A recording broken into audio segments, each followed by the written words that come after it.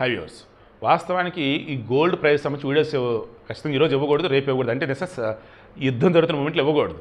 But నేను ఇస్తున్నాను. ఎందుకంటే స్టాక్ చూశాను కదా, నేను యాక్చువల్గా మార్కెట్ పెరిగిద్దని చెప్పి కాల్ ఆప్షన్ తీసుకొని వచ్చా.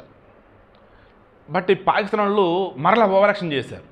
దాంతో ఒకసారి మార్కెట్ డౌన్ అయింది. కానీ ఈరోజు మార్కెట్ మీరు అబ్జర్వ్ చేస్తే మార్నింగ్ ఎంతైతే పడిందో స్టార్టింగ్, దాని నుంచి ఒక 10-20 పాయింట్లు అటు ఇటుగా ఉంది తప్ప హెవీగా పడలా అండ్ పైకి లేకుండా అనేది లేదు. అంటే ఒక స్టేబుల్గా వెళ్తుంది. గోల్డ్కి సంబంధించి కూడా అలాగే ఉంటుంది నేను అనుకున్నా. కానీ పడింది ఈరోజు బాగా. నిన్న 99,600 ఉంది, అది 1,250 తగ్గింది. అంటే ఈరోజు ఎంత ఉంది? 98,350 ఉంది.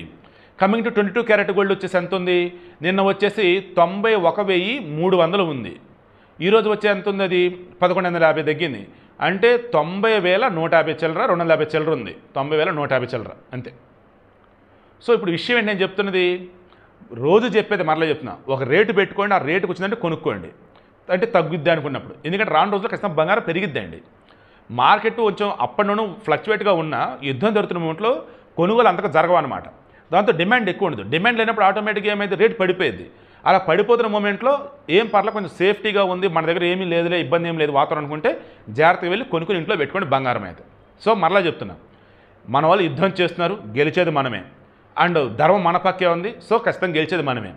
సో ఈ మూమెంట్లో మన దేశంలో వచ్చే రూమర్లు ఏవైతే ఏవి కూడా పట్టించుకోవద్దు. కూల్గా ధైర్యంగా ఉండండి. రెగ్యులర్ మన పనులు మనం చేసుకుంటూనే ఉందాం. బట్ మోరల్గా మన సైనికులకు సపోర్ట్ ఇద్దాం, మన నాయకులకు సపోర్ట్ ఇద్దాం.